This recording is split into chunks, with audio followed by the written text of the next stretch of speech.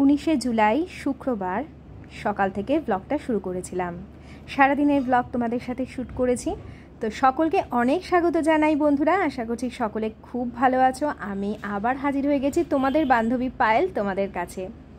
সকাল সকাল চুলটা আঁচড়ে নিচ্ছে, জানো তো আমি একটা জিনিস খেয়াল করলাম, চুল যত কম আঁচড়াই মানে সময় পাই না, আমি সত্যি কথা বলতে পারো যখন সময় পাই মনে হয় একটু বসি মোবাইলটা ঘাঁটি। তো চুল আঁচড়ালে না চুল পড়া অনেক কমে যায়, তার সাথে সাথে কি হয় বলো তো, চুল অনেক সিল্কি স্মুথ হয়। গতকাল তোমরা অনেকে কমেন্ট করেছো, পায়েল তোমার চুলটা এত সিল্কি লাগছে, কি শ্যাম্পু ইউজ করছো? আমি তো আগে বলেছিলাম যে আমি মাঝখানে যে হেড অ্যান্ড শোল্ডার ইউজ করতাম এখন সেটা বন্ধ করে সানসিল্ক পিঙ্কটা ব্যবহার করছি, আর ক্লিনিক প্লাসটাও কিন্তু তার সাথে ব্যবহার করব বলেছিলাম কিন্তু করছি না, ওই পিঙ্ক সানসিল্কটাই আপাতত চলছে। তার সাথে জলটা পুরোপুরি চেঞ্জ করেছি, যে শাওয়ারের জল মানে আমাদের যেটা অ্যাকচুয়ালি ট্যাঙ্কে যে জলটা আসে সেটা হচ্ছে মাটির তলার জল, তো সেই জলে করি না আমি শ্যাম্পু, আর কি মাথায় দিই না, সেটা নিচ থেকে যে গার্ডেন রিচের টাইম কলের জল আসে সেটা এক বালতি নিয়ে আসি, ওটা দিয়ে চুল মাথা ধুই বা যা ইচ্ছা করি। আমাকে দুজন কমেন্ট করেছিল, ওই এক বালতি জলে তোমার স্নান হয়? তোমরা ধারণা করতে পারবে না, এক বালতি জলে আমি স্নান অনেক কিছু করে ফেলতে পারি, কারণ ওই আমার অভ্যেস আছে।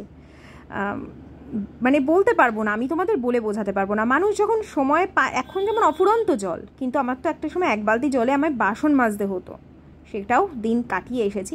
সব কিছু সিচুয়েশন মানুষ হ্যান্ডেল করে নিতে পারে, কোনো অসুবিধা হয় না। তো সকালে দেখলে তো লিকার চা করে নিলাম, আর আশিসেরটাই চিনি দিই, ওই যেহেতু ওটা ব্রাউন সুগারটা দিই তো ওই জন্য অতটা ডার্ক হয়ে যায়, আর আমি অল্প করে আজকে সুগার ফ্রিটা নিয়েছিলাম। তো এই যে চা খেতে খেতে ওর সঙ্গে ভীষণ খুনসুটি করি, আমি বেশি বকবক করি, ও তো অত বকবক করে না, আমার সাথে সাথে খালি হাসে আর কি, আমার কথা শুনে আমি চোখে রাগাই, ও হাসে, কোনো সময় রাগে না। তো এই টাইমটুকু হচ্ছে সবথেকে সুন্দর মুহূর্ত, তারপরে তো কাজে কর্মে যে যার মতন লেগে পড়ি। আর এখন না চলে এসেছিলাম লাঞ্চে।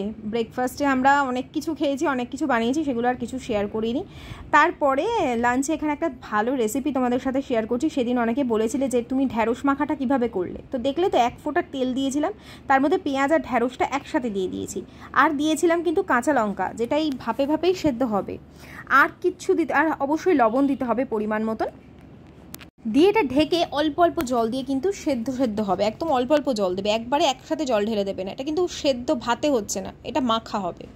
আর এটা কি বলো তো, এটা হচ্ছে চুনো মাছের চচ্চড়ি, বেগুন আলু দিয়ে একদম গা মাখা করে করেছিলাম। আর এই দেখো একটু একটু করে কিন্তু আমি নিচের দিকে জল দিচ্ছি আর খুন্তিটা চালাতে থাকছি, ভীষণ স্বাদ হয়, তোমরা অবশ্যই খেয়ে দেখো। অনেকে এর মধ্যে টমেটো দিয়ে দেয়, রসুন দিয়ে দেয়, কোনো প্রয়োজন নেই, অবশ্যই কিন্তু এভাবে করো। আর লাস্টে কিন্তু কাঁচা সর্ষের তেল দিয়ে মাখবে না, এটা এরকমভাবেই পরে যখন এটা হয়ে যাবে হাত দিয়ে ডলে ডলে জাস্ট মেখে নেবে, পুরো ওই যে লঙ্কা সেদ্ধ হচ্ছে ওটার যে এত ভালো ফ্লেভার আসবে না। তো এই যে আবার একটু অল্প জল দিয়ে এরকমভাবে কষিয়ে নেবে।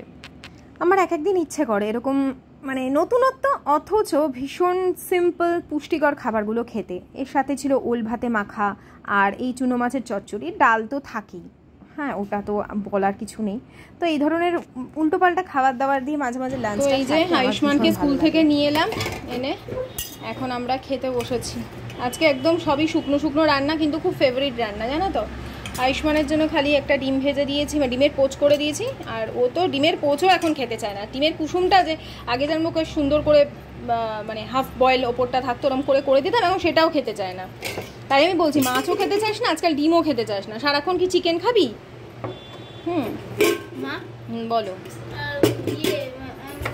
দই নেই না, দেখেছো ঠান্ডা লেগেছে, দই টই দই আছে তো? দই নেই বাবা, দই পাতি নেই আমি। আর এই যে মাছের, হ্যাঁ ঢ্যাঁড়স মাখাটা নাও, ঢ্যাঁড়স মাখাটা দারুণ, দিয়ে দিই। সরি দেখো বলছে আইসক্রিম খাবে, দেখছো কি শুরু করেছে, দেখলি তো সকালে ওষুধ খাসনি, খেতে ওষুধটা খা। আইসক্রিমই আমার ওষুধ। বাচ্চা বয়সে আমাকে বলছে বাচ্চা বয়সে কত স্যাক্রিফাইস করতে আমাকে, মা দেখো তো বাচ্চা বয়সে ঠান্ডাটা লাগাচ্ছে না।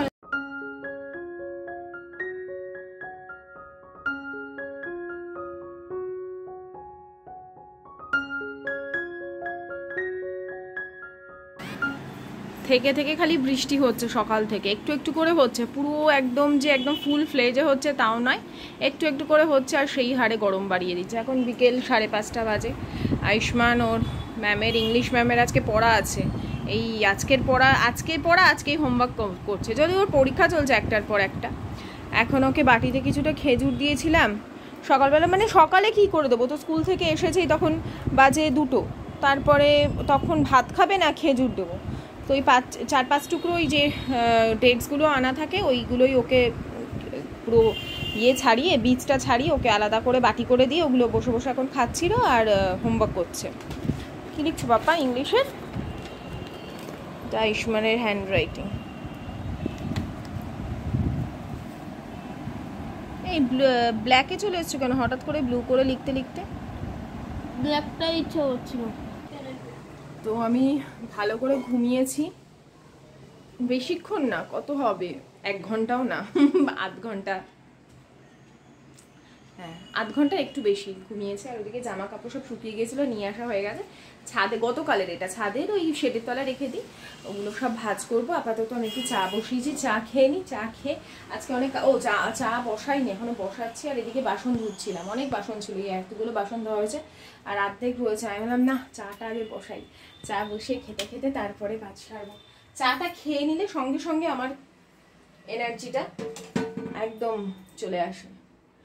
তো এই হচ্ছে আপাতত আমার আপডেট। আজকের রাতে আবার কি রান্না করব এই এক চিন্তা না আমাদের। সকালে উঠবো, কি রান্না করব, কি ব্রেকফাস্ট দেব, দুপুরে কি, এক একজন দেখি না ব্লগে, মানে যারা আমাদেরকে এই ধরনের ব্লগ দেয় যে কিভাবে কি কি টিফিন বানানো যায় প্রত্যেক দিন, কি বা কি লাঞ্চে হয়। আমি ভাবি এরা কত অর্গানাইজড, এত অর্গানাইজড ভাবে করা যায়, এত মাথায় থাকে যে এই দিন এইটা, ওই দিন ওইটা, অন্য কিছু খেতে ইচ্ছা করে না। আমি বুঝি না, নাকি শুধুমাত্র ভিডিও করার জন্যই এটা করে, আমি বুঝি না। তো হতে পারে হয়তো আমাদের একটা আইডিয়া দেয়, হয়তো শুধু ভিডিও করবার জন্যই করে। কিন্তু আমাদের দেখো, সকালে উঠে জলখাবার কি দেবো, তার আগের দিন রাতে চিন্তা করি ছেলেকে টিফিনে কি দেবো, তারপরে চিন্তা করি ওর বাবাকে কি টিফিন দেবো, আমি কি টিফিন খাবো, মানে ওর বাবার আর আমারটা ধরো একই সাথে হয়ে যায়। তারপরে হচ্ছে দুপুরে কি রান্না করব, আর তারপরে চিন্তা হয় রাতে কি রান্না করব, এই আবার বিকেলে ছেলে কি খাবে, শুধু এই চিন্তা হতে থাকে। তাই ওর বাবাকে বলি, আমাদের যে কত চিন্তা তুমি কি জানবে, বলে হ্যাঁ এই চিন্তা করতে কি খাবো আমরা সেটাই চিন্তা করে তুমি কুল করতে পারছো না। আর আমাদের কিভাবে যে টাকা পয়সা রোজগার করতে হয়, ব্যবসা তো কিভাবে যে টাকা পয়সা বার করতে হয় সেটা শুধু আমরা জানি, সে তো 100 বার। তো প্রত্যেকের লাইফেই মানুষের, আজকে একটা খুব ভালো পোস্ট পড়লাম জানো তো, খুব ভালো পোস্ট, যে প্রত্যেকের পরিস্থিতি সম্পূর্ণ আলাদা। কেউ একটা সন্তান পাওয়ার জন্য কি করে যাচ্ছে, আবার কেউ সন্তানকে মানে ডাস্টবিনে ফেলে রেখে আসছে, এরকম তো আমরা পেপারে পড়ি। তারপরে কেউ ভাবছে মানে বড় দামি গাড়ি করে যেতে যেতে ভাবছে এত সম্পত্তি কি হবে, সন্তানগুলো তো ঠিক করে মানুষই হলো না, নিজেদের মতো এত কলহ বিবাদ, এত টাকা পয়সা কি তারা রাখতে পারবে। আবার কেউ কোনো বাবা ছেঁড়ার চটি পরে ফুটপাতে হাঁটতে হাঁটতে চিন্তা করছে ভালোভাবে অন্তত ওদের মানুষ তো করতে পেরেছি, ওদের যদি কপালে থাকে ওরা ঠিক নিজেদের জীবনটাকে উজ্জ্বল করে নিতে পারবে। মানে ব্যাপারটা এটাই বোঝাচ্ছে যে সব থাকলেই বা সব কিছুতেই কিন্তু মানুষ সুখী, মানে সব আমরা বলতে পারবো না যে কোন জিনিসের উপর মানুষ অ্যাকচুয়ালি সুখী খুশি, সবটাই নিজের উপর নির্ভর করে, এটাই বুঝি, কিন্তু সবসময় সেগুলো করে উঠতে পারি না। আমার কাছে সব থেকে খুশি এই চা। আমার বর এই নিয়ে যে কি রাগারাগি করে, আজকাল তো আমি সকালেও নিচ থেকে চা নিয়ে চলে আসি জানো, আজকে আনিনি, অনেক কষ্টে কন্ট্রোল করেছি। এত দুধ চায়ের আমার নেশা, ক্রেভিং, এটা তো তোমরা মোটামুটি জানো, ভালো লাগে নিজের নেশার জিনিসের সম্পর্কে। তাহলে এরকম নয় যে আমি দিনে 3-4 বার খেয়ে নিই, অনেকে তো 3-4 বার খাওয়া যায় যারা ব্ল্যাক টি খায়, আমি খাই না, আমি চা এই 2 বারই, সকালে একবার, সকালে তো তাও ওই জানোই চিনি ছাড়া লিকার চা, অনেক কষ্ট অভ্যেস করেছি। এখন আবার তার মধ্যে একটু করে ওই তোমার লেবুটা দিই মাঝে মধ্যে, আবার অনেক সময় লেবুটা বাড়ন্তও থাকে, তখন এই তোমার এমনি আজকে যেমন একদম খুব ভালো করে দার্জিলিং টিটা বানিয়েছিলাম, খুব ভালো হয়েছিল আজকে খেতে। এক একদিন ভালো হয়ে যাবো, করতে করতে আমি আমার ইয়ে হয়ে গেছে। প্রথম তোমাদের বলতাম না লিকার হয় না, খেতে ইচ্ছা করে না, এখন কি করি বলো তো, জলটাকে খুব করে ফোটাই, আমি বলছি কি করি, খুব করে ফোটাই, তারপরে ওই দার্জিলিং চা হচ্ছে এইটা, এখানে রাখি দার্জিলিং টিটা, একটুখানি আছে আর 50 করে নিয়ে এসেছিলাম, না সরি 50 না, 100 গ্রাম করে দু রকম চা নিয়ে এসেছিলাম, দুটোই দার্জিলিং টি, একটা বড় পাতার একটা ছোট পাতার, মিশিয়ে রেখেছিলাম, মানে কোনটা ভালো হবে বুঝতে পারি, আবার দেখি দূর সবই এক মিশিয়ে দিয়েছিলাম। আর এটা তো আমার যেটা দুধ চায়ের জন্য সেটা এখানে থাকে, টাটা টি গোল্ড। তো এই জায়গাটা এখন কি ভালো লাগে না। তো হ্যাঁ, যেটা বলছিলাম, ভালো করে জলটাকে ফুটিয়ে ওর মধ্যে আমি ওই চা পাতাটা দিই, এই ধরো কয়েক সেকেন্ড ফুটাই, মানে 10 সেকেন্ড মতন ফুটলো, ফুটে বন্ধ করে ঢাকা দিয়ে দিই, ঢাকা দিয়ে একটু এদিক ওদিক কাজকর্ম করলাম, করে তারপরে আবার তোমার ওই যখন হয়ে গেল ধরো মিনিট 5 তিনেক হয়ে গেল, 3 মিনিট 4 মিনিট, তখন ওটাকে খুলে আবার একটুখানি ভালো করে ফুটিয়ে তারপরে চাটা খাই। বেশ ভালো লাগলো এরকম করে খেয়ে, করতে করতে হয়ে যায় অভ্যেস। তো চলো আজকে অনেকগুলো টাস্ক কমপ্লিট করব। এই তোমরা কে কে বিগ বস দেখো? আমি আর বিগ বস দেখি না, আমি বিগ বস 13 দেখেছিলাম, তারপর থেকে আর দেখি না গো। বিগ বস দেখতে আমার একদম ভালো লাগে না, ভীষণ মাথা খারাপ হয়, মানে কেন ও এরকম বলবে, কেন এরকম করবে, এই সমস্ত বিচার চলতে থাকে আমার মনের মধ্যে, ওই জন্য আমি বিগ বস দেখা ছেড়ে দিয়েছি, মানে ভীষণ মাইন্ড ডিস্টার্ব করে আমার।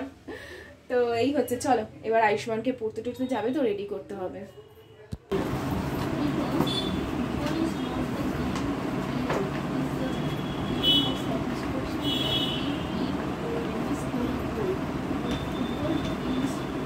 তো 29 তারিখ থেকে আয়ুষ্মানের ফার্স্ট টার্ম শুরু হবে, ইউনিট টেস্ট শেষ হলো 20 মার্কসের, আর 80 মার্কসের যে টার্ম সেটা 29 তারিখ থেকে শুরু হবে। তো এখন পড়াশোনা নিয়ে একটু তো বুঝতেই পারছো যে চাপের মধ্যেই আছে, আর রেডি করিয়ে দিলাম। এখনও ইংলিশ ক্লাসে যাচ্ছে, ইংলিশ ক্লাস আগে থার্সডে ছিল, সেটাকে ফ্রাইডে করে দিয়েছি, ফ্রাইডেটাও না হলে ছুটিই থাকতো, কিন্তু না হলে থার্সডেতে 3টে ক্লাস হয়ে যাচ্ছে। তো এখন ও পড়াশোনা করে রেডি টেডি হয়ে বেরিয়ে যাচ্ছে, আর ওর বাবা নিচে দাঁড়িয়ে আছে এখন। টাটা পাপা, দুগ্গা দুগ্গা। ঘাটটা রকম পুষ্পার মতন করে আছিস কেন? পুষ্পা রাজার মতন বেঁকিয়ে। জলটা গিয়েই খাবি কিন্তু, আমি যেন এসে দেখি জলের বোতলটা ফিনিশ, দেখবো। আশিস খুব ব্যস্ত আজকে, অনেকগুলো এসি ফিটিংস হচ্ছে ওই যে নিচে গোডাউনে,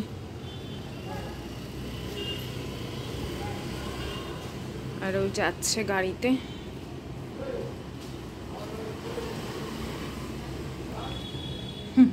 ওর যা কিছু বলছে মনে হয় ওকে, ওই যে দাদা।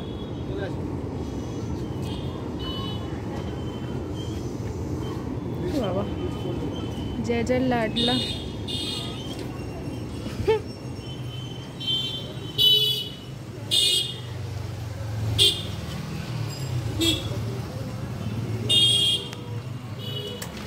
তো এবারে আমি জামা কাপড় ছেড়ে ফ্রেশ হয়ে আগে বইপত্রগুলো তুলে দিই, তারপর সন্ধ্যা দেবো। 6:30 বাজে, আমার সন্ধ্যা দিতে দিতে একটু দেরিই হয়, এক তো 6টার সময় আলো ইয়ে হয় না। এ মাম্মা, এ মাম্মা এদিকে আয়, আর ওর সাথে একটু কথা আছে।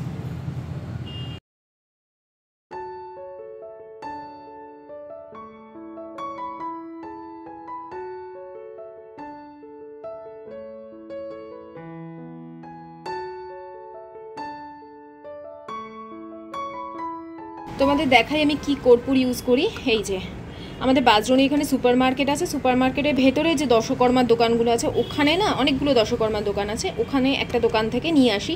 আমাদের কুদঘাটেও পাওয়া যায়, কিন্তু কুদঘাটে না কর্পূরগুলো আমি অনেকগুলো দোকানে দেখেছি এত ভালো না, মানে এরকম চিপলেই, এই যে এরকমভাবে চিপলেই না এরকম গুঁড়ো হয়ে যাবে। দেখো এটা হচ্ছে অ্যাকচুয়াল অরিজিনাল কর্পূর, যেটাতে তোমার একটুও ছিটবে না। একটা কর্পূরে থাকে না যে ছিটে আসে, ওরকম ছিটবে না, বা মানে ওরকম কোনো ভয়ই নেই যে তোমার ছিটবে হাতের মধ্যে বা কিছু। আর অনেকক্ষণ ধরে জ্বলে। আমি এখন কর্পূরদানিতে, আমি তো সকাল বিকেল এখন কর্পূর জ্বালাই, এখানেও কর্পূর দিয়েছি, তাও আলাদা করে কর্পূর দেবো সারা ঘরে ধরে। তো এই কর্পূরটা না 100 গ্রাম মনে হয় নিয়ে এসছে আশিস, 100 টাকা নিয়েছে পুরো, মানে বুঝতে পারছো দাম এমনিতে এটার কিন্তু অনেক, কিন্তু ওখানে গেলে এই এতটাই কমে এখন পাওয়া যায়। আমাদের কুদঘাটে বা দামটা অনেকটা বেশি। কর্পূরটা রোজ জ্বালাবে যাদের একটু মানে মনে হয় যে কোনো কিছুতে মন বসছে না, বা মনটা কোনো কারণে ডাইভার্ট হয়ে আছে কোনো কিছুতে, কর্পূরটা রোজ জ্বালাবে, দেখবে খুব ভালো এফেক্ট দেবে। তো আমি এখন হয়ে গেছে আমার পুজো দেওয়া, সন্ধ্যা দেওয়া, এবারে একটু কর্পূর জ্বালাবো, ঠাকুরের বাসনগুলো ধুয়ে রেখে দেবো। ফ্রিজে সবজি ছিল, প্রচুর সবজি আছে এখনও পর্যন্ত। তো ঝিঙেগুলো 3টে ঝিঙে বের করে নিলাম, ভাবলাম যে রাত্রিবেলা ঝিঙে আলু পোস্ত করে রাখি।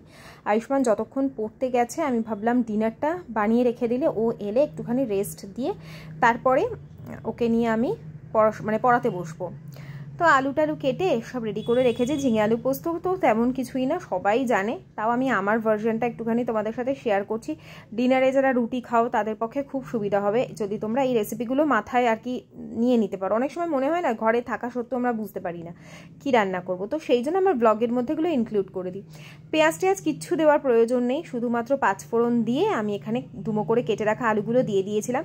দেখো ঢেকে রেখে আলু ভাজতে ভাজতে ওদিকে ঝিঙে কেটে নিয়েছিলাম, তারপরে ঝিঙেটাও দিয়ে দিয়েছি। দিয়ে প্রথমে কিন্তু আমি নুন হলুদ দিই না, যখন একটু ভালো করে ভাজা ভাজা মতন হয় তারপরে এর মধ্যে দিই নুন আর হলুদ দিয়ে, তাহলে কি ঝিঙের জলটাও বেরিয়ে যাবে। আর আলুটা না এই সময় অলরেডি 50% কুক হয়ে গেছিলো, কারণ ঝিঙে তো বেশিক্ষণ লাগে না, তো আলু ঝিঙে একসঙ্গে দিলে আবার ঝিঙেগুলো একদম গলে যায়। তো নুন হলুদ দিয়ে খুব হাই ফ্লেমে ভাজা ভাজা করে ঢেকে দিলেই একদম যতটুকু জল বেরোনো ততটুকুই বেরোবে। এখানে কিন্তু রান্না পুরো হয়ে গেছে, মানে পুরো সুসিদ্ধ হয়ে গেছে দুটোই। তারপরে আমি এখানে পোস্ত বাটা আর কাঁচা লঙ্কা একসাথে বেটে এটা দিয়ে দিয়েছি, দিয়ে একটু জল জল করে রেখেছি, কারণ যতই হোক রুটি দিয়ে খাবো তো একটু গ্রেভি না হলে কি ভালো লাগে। আর যেখানে পেঁয়াজ টেয়াজ কিছুই পড়ে না, তো নুন তো দিলাম, তার সাথে অল্প করে চিনিও দিয়ে দেবো, 2টো কাঁচা লঙ্কা দিয়ে দিলাম, যদি মনে হয় কারো ঝাল একটু বেশি দরকার সে ডলে খেয়ে নিতে পারবে। আর অল্প করে চিনি দিয়ে একটু জল দিয়ে আবার ঢেকে ঢেকে রান্নাটা করে গ্যাস বন্ধ করে দেবো। আর তার সাথে শুধু রুটি করব, তাই আটাটা এদিকে মেখে রেডি করে রাখি। তো মাঝখানে তো অনেকগুলো আটা নিয়ে এক্সপেরিমেন্ট করলাম, তবে আমার মনে হচ্ছে আশীর্বাদ আটাটাতেই ফিরে আসতে হবে, অন্য আটাগুলো এত ভালো লাগছে না। রুটিটা ঠিক আছে, কিন্তু অন্যান্য অনেক কিছু ধরো পরোটা বা আমরা তো আটার দিয়েই করি, কেক, ঠিক ফ্লেভারটা ভালো লাগছে না, বড্ড বেশি আটার একটা স্মেল। তো ভাবলাম যে মানে আশীর্বাদেই ফিরবো। আর এদিকে আটাটা মেখে কিছুক্ষণের জন্য রেস্টে রাখলে না রুটিগুলো খুব নরম হয়, ফুলকো ফুলকো হয়। তো এটা মেখে এখন কিছুক্ষণের জন্য ঢেকে রেখে দেবো। তরকারি হয়ে গেছে, আর এখানে আটা মেখে রেস্ট করতে রেখে দিয়েছি, পরে রুটি করব।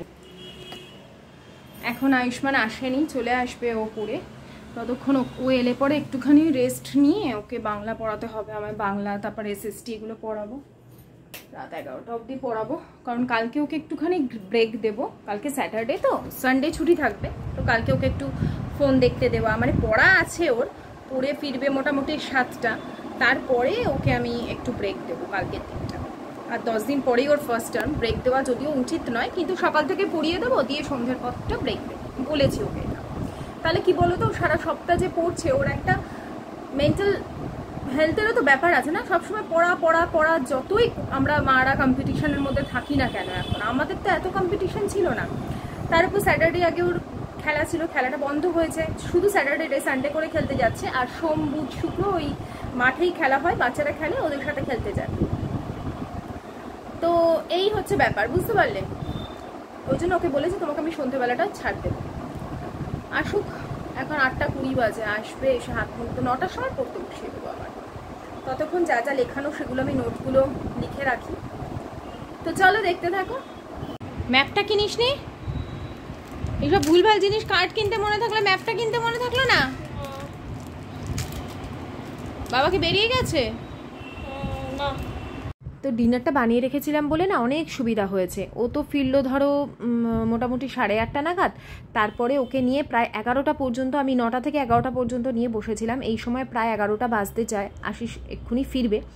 আর ওকে পড়ানো এই সময় বাংলাটা আমার হয়ে গেছে, তারপরে SSTটা ও পড়ছে, আমি শুনছি বসে বসে, কিন্তু আমাকে ঠায় বসে থাকতে হয় যতক্ষণ ও আমার কাছে পড়ে। কিন্তু টিচারদের কাছে পড়লে কিন্তু ও বেশ, টিচাররা যদি উঠেও যায় পড়ার তৈরি করে দেয়, এটা আমার সাথেই করে। জানি না কেন ওকে আমি এই অভ্যেসটা করাতে পারছি না, যে আমি অন্যান্য কাজের সময় উঠে, আমি হয়তো অন্য কাজ করছি, ও পড়াটা তৈরি করে দিল, কিছুতেই করে না সে, আমি যতক্ষণ না ঠায় ওর কাছে বসে থাকবো। তো এই নিয়ে অশান্তি চলে আমার ঘরে, কিন্তু কিছু করার নেই। আর দেখো ওকে পড়াচ্ছি, এদিকে জামা কাপড়গুলো ভাঁজ হয়ে গেল। এখন তো পরীক্ষা, এখন রুটিনগুলো এরকমই চলবে। আর এই যে রাত্রির তখন 11টা, আশিস ফিরে এলো কাজ থেকে। তো আয়ুষ্মান পড়ে ফেরার পর না আমি একটু বাজারে গেছিলাম আশিসের সাথে, খইটা শেষ হয়ে গেছিলো, খই নিয়ে এলাম। একটা প্যাকেট খই কিনলাম, দাম দিয়ে কিনলাম, কিন্তু খইটা আমার ভালো লাগেনি। আশিস নেহাত নিয়েছে, তাই আমি নিতে বাধ্য হলাম। এক তো কিরম মেয়ানো মেয়ানো লাগছে, আর দ্বিতীয়ত ধান ভর্তি, আর খইটা একদমই ছিল না। 2 প্যাকেট পোস্ত নিলাম। জানো প্রথম যখন আমি ব্লগ করি তখন আমি না মানে এমনি নর্মাল পোস্ত, লুজ পোস্ত কিনে আনতাম। তা আমাকে একজন কমেন্ট করেছিল, এক দিদি, পায়েল পোস্ত তো এমনিতেই অনেক দাম, তুমি জেকেটা কিনো, একটু দামটা বেশি নিলেও ওটা কিন্তু ভালো হবে। আর যেগুলো তুমি একটু অল্প কম দিয়ে লুজটা কিনছো তার মধ্যে কিন্তু অনেক কিছু মেশানো থাকে, যেটা অরিজিনাল পোস্ত না। সত্যিই তাই ছিল, কারণ আঠা আঠা মতন হতো, কিন্তু জেকের পোস্তটা সত্যিই ভালো। তারপর থেকে আমি আর মানে এগুলো ছোটো ছোটো জিনিসগুলো আমরা শিখি, তাই না? তো সেই থেকে আমি আর কখনো লুজ পোস্ত কিনিনি, সবসময় জেকের পোস্তই কিনি। তো আজকে পোস্তটা করলাম, এই যে আর এইটুকু আছে, থাকতে অল্প একটু থাকতে থাকতেই আমি নিয়ে আসি, পুরো শূন্য করি না কখনো। এখানে যা যা দেখছো এইটা যেমন রিফিল করলাম। রাঁধুনিটা ইদানিং আমার খুব লাগে, এখন রাঁধুনি দিয়ে আমি সব সময় ডাল করি, মুসুর ডালটা ভালো লাগে। আচ্ছা, এই গোটা সর্ষে এতটা আছে, এখনও চলবে, কারণ আমাদের সর্ষে ঘরে খুব একটা খাওয়া হয় না। সাদা সর্ষেটা আমার কেনা আছে, ওই জন্য এখন কালো সর্ষে আনবো না। আর গোটা জিরেটা আর অল্প আছে, গোটা জিরেও একটা প্যাকেট আছে আমার কাছে, দেখতে হবে, মনে হয় আছে ভেতরে। আর কাশ্মীরি লঙ্কার গুঁড়োটাও বাড়ন্ত, ওটাও আনতে হবে। আর এখানে তো সমস্ত মশলাপাতিগুলো মোটামুটি আছেই সব ভরা, এগুলো কিছু কিনতে হবে না। যেটা কেনার ছিল সেটা হচ্ছে পোস্তটা, সেটা নিয়ে এসেছি। আর বাতাসা, যে দোকান থেকে খই নিলাম, বাতাসাটা মারাত্মক দিয়েছে। খইটা না নিলেও বাতাসাটা নেওয়া দরকার ছিলই, কারণ বাতাসাটা খুব ভালো। দেখো, এটা কিন্তু কালার করা নয়, ভালো মানে গুড়ের বাতাসা, পুরো দেখেই বোঝা যাচ্ছে। আর কালার করা বাতাসাগুলোও দেখলে বোঝা যায়। তোমাদেরকে দেখাবো বলছিলাম না, যে আমি কালকের এখানে টোটাল 5 প্যাকেট কিনেছি 30 টাকায় পিৎজা সিজনিং। আমার এখন ভীষণ লাগে, কারণ 5টা, এখানে কটা আছে, 4টে আছে, তার একটা আমি কেটে ব্যবহার করেছি আজকে সকালে, সেটা টিফিন মানে একটা কৌটোর মধ্যে রেখে দিয়েছি, এখনও এতগুলো আছে। আর বিস্কিটটাও কালকে অর্ডার করেছিলাম, ওই বিস্কিটটা বাড়ন্ত ছিল। বিস্কিট তো আমি খাই না, শুধু আয়ুষ্মান খায়, ওর জন্যই আনা হয়েছে। বাকি সবই এখানে এইভাবে রাখা থাকে, মানে খাবার দাবারের জিনিসপত্র। আর এই যে টোস্ট বিস্কিটটা এখানে থাকে, আর মুড়ি আর খইটাই আমার মেনলি খরচা হয়, বুঝতে পারলে। এই খইয়ের ডিব্বাটা ফাঁকা হয়ে গেছে। আর বাতাসাটাও আমার শেষ। মিষ্টি আছে, দেখো অনেকটা মিষ্টি আছে, কিন্তু বাতাসাটা শেষ। মিষ্টি ওই বাতাসা মৌরি ভেজানো জল অনেক সময় আমরা খাই। তো জানো তো, খাবারে বেশ কিছু পরিবর্তন করে, বিশেষ করে সকালের টাইমটা আমার কিন্তু অনেক অনেক হেলথ বেনিফিট হয়েছে, অনেক বলে বোঝাতে পারবো না। কাজে কর্মে, এমনকি মানসিক স্থিতিতেও অনেক পরিবর্তন এসেছে। অনেক অর্গানাইজড লাগে, মানে এতটাই কাজে এনার্জি পাই না, যার জন্য খুব একটা চিন্তা ভাবনাতেও সমস্যা হয় না। তোমরাও কিন্তু করতে পারো এই জিনিসগুলো, যেগুলো আমি মানে তোমাদের বলি, এগুলো ফলো করতে পারো, তোমরাও উপকার পাবে। আর এই দেখো বাতাসার কালার, আগেরটা ছিল যেটা আর এখন যেটা আনলাম, দুটো কালারের মধ্যে পার্থক্যটা দেখলে তো। তো অনেকটা হয়ে গেল, এখন অনেক দিন চলে যাবে। সকালবেলা আমি খইয়ের সাথে একটা বাতাসাও পুরো খাই না, আশিসের জন্য 2টো, মানে টোটাল 3টে বাতাসা ধরো আমাদের প্রয়োজন হয়। মাঝে মাঝে যখন দেখি বেশ ঠান্ডা গরম একটা ওয়েদার হচ্ছে, বারবার শরীরটা গরম হয়ে যায় এই করে, তখন আবার মুড়ি বাতাসা আমি ভিজিয়ে দিই, তার সাথে অল্প মিষ্টি ভিজিয়ে দিই। আর এই যেটা এখন মাস্ট আমার রাত্রিবেলার প্রধান কাজ, একটু সময়ও লাগে কিন্তু এটা করতে। এখানে 12টা আমন্ড নিই, তার সাথে বেশ অনেকটা ছোলা দিই, 3 জনের মতন ছোলা। আর এখানে এগুলোকে খুব ভালো করে আগে ধুয়ে, আমি না কিশমিশটা আলাদা ভেজাতে গেছি আর কি, আর আমার হাজব্যান্ড এনে এর মধ্যেই দিয়ে দিয়েছে, তো ওই জন্য একবারেই আবার ধুয়ে ওগুলোকে ঢেকে বসিয়ে দিয়েছি। আর এখানে 2 চামচ চিয়া সিড ভিজিয়ে দেবো। সকালবেলা আমি আর হাজব্যান্ড শুধু চিয়া সিডটা খাই, আয়ুষ্মানকে দিই না।